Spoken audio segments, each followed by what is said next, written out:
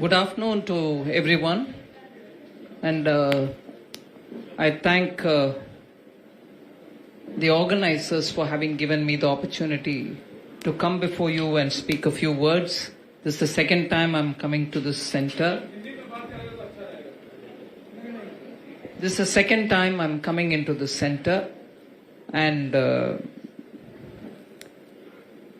each time when I meet up with the families of servicemen and ex-servicemen, I remember the days when in the defense ministry I was actively engaged in discussing about the welfare measures and also going to the various border posts and positions and meeting up with the Jawans. That's etched in my memory, and that is something which I would use as a motivational aspect in everything that I do. Before I talk about the candidate, before I talk about the importance of this election, I just want to recall the few things about which, of course, you heard the organizers speak. The kind of steps that Prime Minister Modi has taken for the defense personnel, whom he respects immensely. And it is not just for the sake of having gone to one of the border posts on one occasion. If you would recall, every Raksha Bandhan, every Deepavali, Prime Minister spends with the armed forces personnel in some border post or the other. It is just such a personal commitment. He's not doing it because he's a Prime Minister, he has to go there once. Even before becoming the Prime Minister, even probably before becoming the Chief Minister of Gujarat, when Kargil happened, he was one of those early people who went there, met up with the soldiers and the families, and understood the problem which they were facing. So that personal dedication to the Indian Armed Forces of the Prime Minister is repeatedly established for us to see, and that is something which I'm sure all of you all would have noticed. जिन लोगों को हिंदी चाहिए, मेरा इतना अच्छा हिंदी नहीं है, फिर भी आपके लिए मैं ये पॉइंट बोलना चाह रही हूँ. माननीय प्रधानमंत्री जी का देश का आर्म फोर्सेस के ऊपर पर्सनली इतना कमिटमेंट है, जो विषय मैंने अभी ही अंग्रेजी में बोला. हर दीपावली, हर रक्षाबंधन बॉर्डर में कहीं ना कहीं जा करके हमारे सोल्जर्स के साथ ही वो उस त्योहार को मनाते हैं, उनके साथ रहते हैं, उनको मिठाई बांटते हैं, उनके साथ दावत खाते हैं और फिर वापस लौट आते हैं दिल्ली. और ये बात सिर्फ प्रधानमंत्री होने के बाद नहीं है, उससे पहले से ही उनका इतना कमिटमेंट सेवा करने वाले हमारे जवानों का साथ है. और कभी भी वो बात करने के समय छोटे से छोटे पद पर रहने वाले जवान जो बंदूक उनके अपने कंधों पर रखकर माइलों के रास्ता पैदल जाता है चोटी के ऊपर पहुंचने के लिए और देश को रक्षा करने के लिए, उनके लिए ही बहुत सारे बार सोचते हैं. और मुझे मालूम है 2014 में जब मोदी जी की सरकार बनाया, उस समय एक इतना अर्जेंट विषय था, मुझे आश्चर्य लगा कि उसके ऊपर चर्चा शुरू हुआ. और जब मैं रक्षा मंत्री बनी, उस समय वो ऑलमोस्ट डिसीजन मेकिंग पॉइंट पर पहुंचा. वो बात ये है कि हमारे जवानों को बुलेट प्रूफ जैकेट तक नहीं था. Not bullet proof jackets, they did not have any safety equipments. And 10 years of a government had passed, not one procurement was made. So the first of the things that we had to immediately procure from anywhere to give our Jawans was bulletproof jackets. It frightened me because I've read somewhat some parts of what happened in 1962, the Indo-China War. Our lack of preparedness, our not heeding the voice of the armed forces in dealing with the situation, were all causes, some causes. There are several others I can say, for what happened in 1962. But in 2017, when I entered the ministry, if we were still talking of procuring bulletproof jackets and also bullets for their guns, they were holding the guns, but they didn't have a bullet to use. They were running short of stocks. So that's the level from which Prime Minister Modi had started strengthening the armed forces. The purchase of Rafale, especially when we were facing a two-front kind of an attack, any time the situation would have aggravated. These are decisions which Prime Minister has taken much in the interest of the country. And there was nothing else but a government-to-government agreement, open as your palm is. But no, we only heard politics about what went behind the decision. And as per time declared at that time, I remember defending this in the parliament, in the Lok Sabha, standing and answering questions on Rafale. As per the schedule, every aircraft had come and Indian Air Force felt, yes, now they have the capability to handle situations. So the decisions were taken in the national interest. There were no kickbacks or there were no companies with which we had any dealing done. So with that said, I just want to very quickly recall those specific benefits which Government of India under Prime Minister Modi has established and given for the defense forces. You know, you also heard about the one rank, one pension, which was a decision taken in 2015. Accordingly, 20.6 lakh ex-servicemen,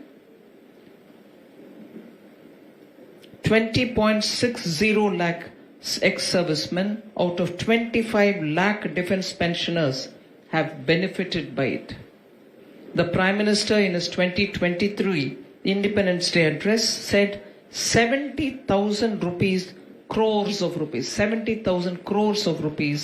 has reached ex-servicemen and their families. 70,000 crore उनके खाते पर पहुंचा है, one rank, one pension के तहत.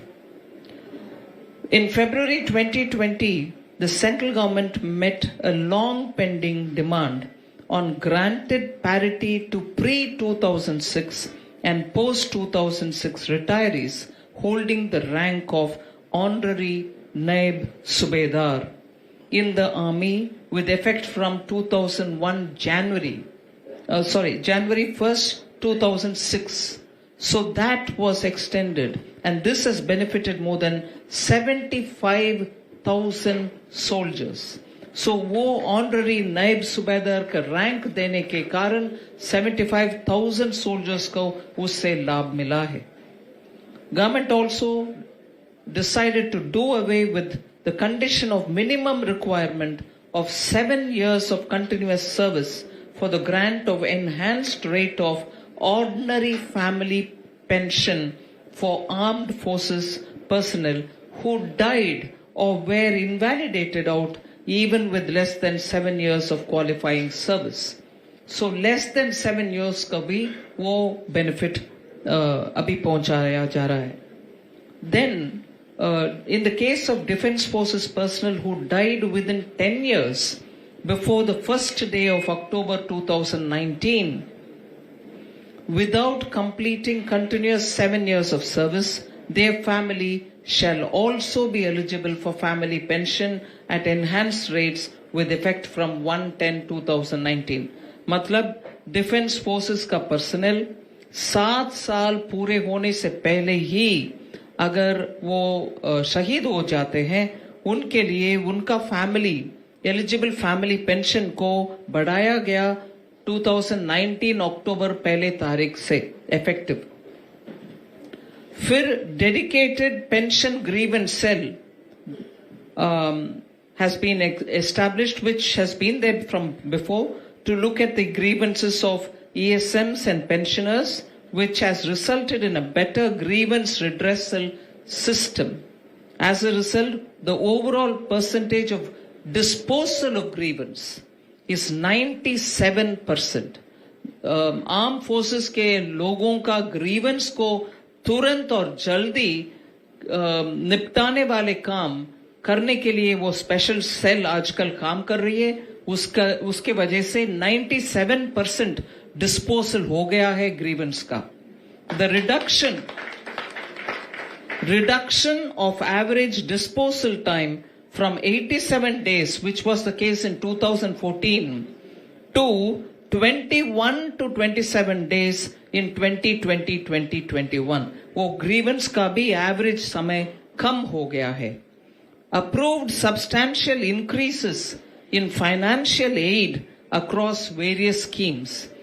जवानों का और उनका परिवारों का उपयोग में आने वाले बहुत सारे स्कीम्स है, उसका अमाउंट का एनहांस कर गए हैं recently.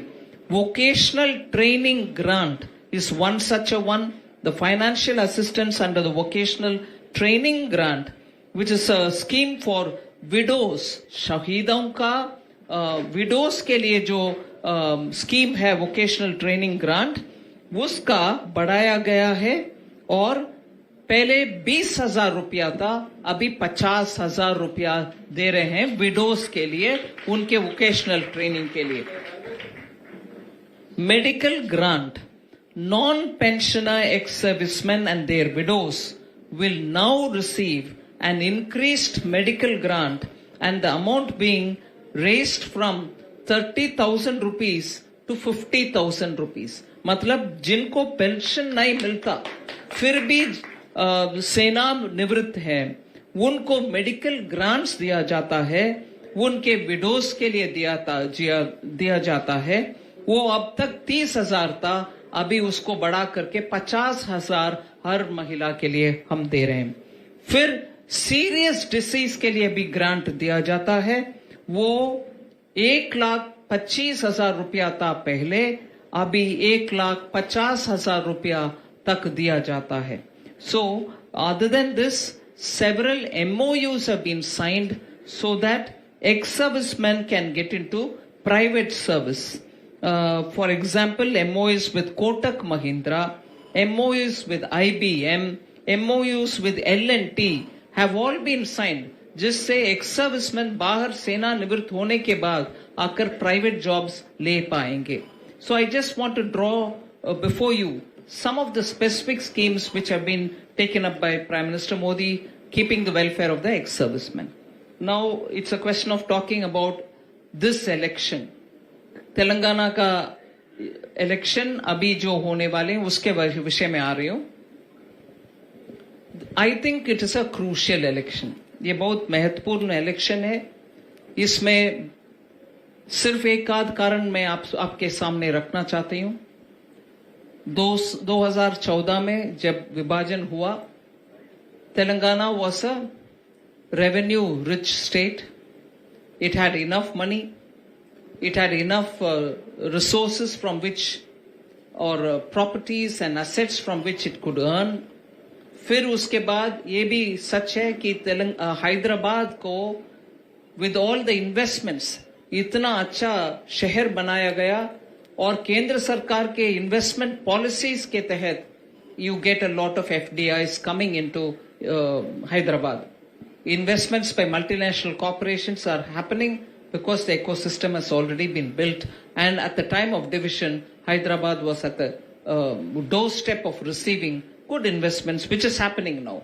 So one, you have revenue deficit monies in your hand, you have a well-built city which is giving you all the investment and the companies coming and settling here. Above all, the youth of Telangana, girls and boys, are very hardworking and they've acquired a lot of skills. As a result, you're able to service these companies as well. Give them jobs, give them the kind of exposure which gives the advantage. So, ऐसा इवन्नी कल्पी ఒక చక్కటి వాతావరణం. ఆ వాతావరణంలో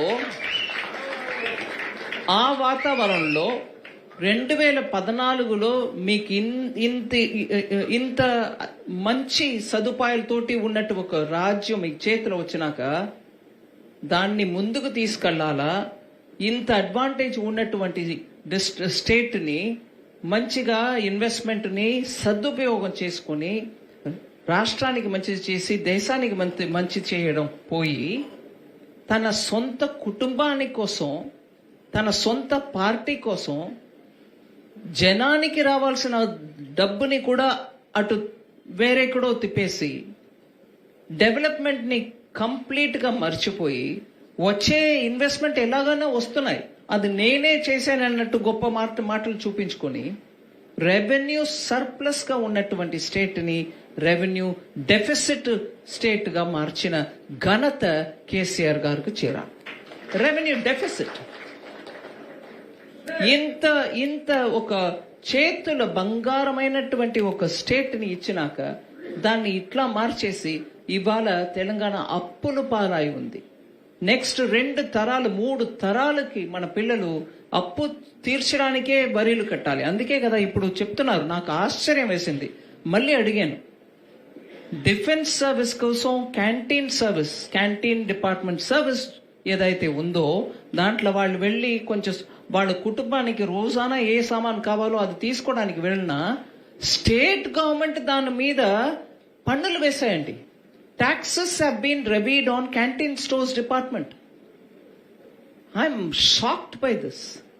అంటే దేశానికి సేవ చేసిన వాళ్ళకి మోదీ గారు ఒక సైడ్ లో ఇంకా ఏం చేయాలి, ఇంకా ఎంత వాళ్ళ పిల్లలకి చేయాలి, వాళ్ళ విడోస్ కు చేయాలని చూస్తూ పోతే ఇటువైపు క్యాంటీన్ స్టోర్స్ డిపార్ట్మెంట్ మీద ఎంత అన్నారు, 150 128% ట్యాక్స్ వేస్తున్న గవర్నమెంట్ ని, స్టేట్ గవర్నమెంట్ ని మీరు ఏం చేస్తారండి? అక్కడ పోయి మీరు కొనేదేంటి, గ్రోసరీస్, లేదు ఇంటికి ఒక సూట్ కేసు, లేదు షాంపూ. దీని మీద 125 జిఎస్టీలో కూడా మనం చేయట్లేదు. అఫ్ కోర్స్ లిక్కర్ల ట్యాక్స్ వేస్తున్నారు. అందుకే లిక్కరు, పెట్రోలు, డీజిల్ జిఎస్టీలో రాకూడదని ఆపేసే కొన్ని స్టేట్ గవర్నమెంట్లు వీళ్ళు కూడా ఉన్నారు. జిఎస్టీకి వచ్చేస్తే మీకు రీజనబుల్ రేట్లో ట్యాక్స్ ఉంటుంది, ఎక్కువ కన్స్యూమింగ్ ఐటమ్స్ లో పెట్టట్లేదు. సో అట్లా డిఫెన్స్ సర్వీస్ పర్సనల్ నాకు ఒకవైపులో ఒక చిన్న మనసులో మాట చెప్తున్నా మీ ముందు. డిఫెన్స్ పర్సనల్ కి ఇంకా చేయాలి, మోదీ గారు ఇది చేయలే. ఇప్పుడు మాట్లాడుతున్నప్పుడు కూడా 90% ఓఆర్ఓపికి దొరికింది. 90 అన్నారా, 95 అన్నారు. ఇంకా 10% చేయకుండా వదిలేశారు. అది కూడా మీరు చూడండి అని చెప్పేవాళ్ళు నడుచుకొని వెళ్ళి టిఆర్ఎస్ ఆఫీస్ లో, సెక్రటేరియట్ లో చెప్పాలి. 125% ట్యాక్స్ పెట్టారేంటండి, మేము ఉప్పు, చెప్పు, కారం కొనాలా వద్దా అని అడగొద్దా?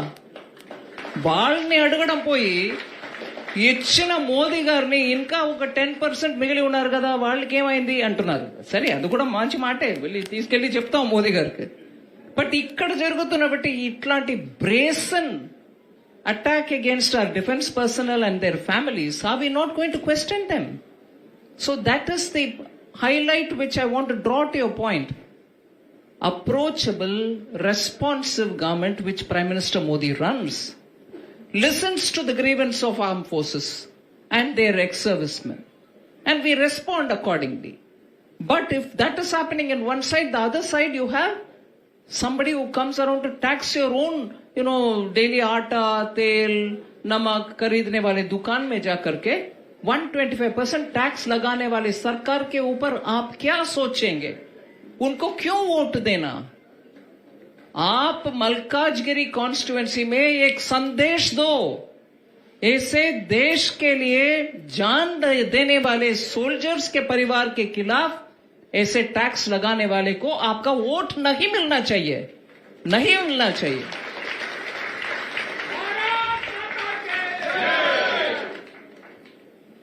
मैं इसीलिए और ज्यादा ना कहते हुए, रामचंद्र राव बहुत पुराना व्यक्ति है हमारे पार्टी में, जैसे उन्होंने बताया 45 इयर्स से पार्टी का सर्विस कर रहा है.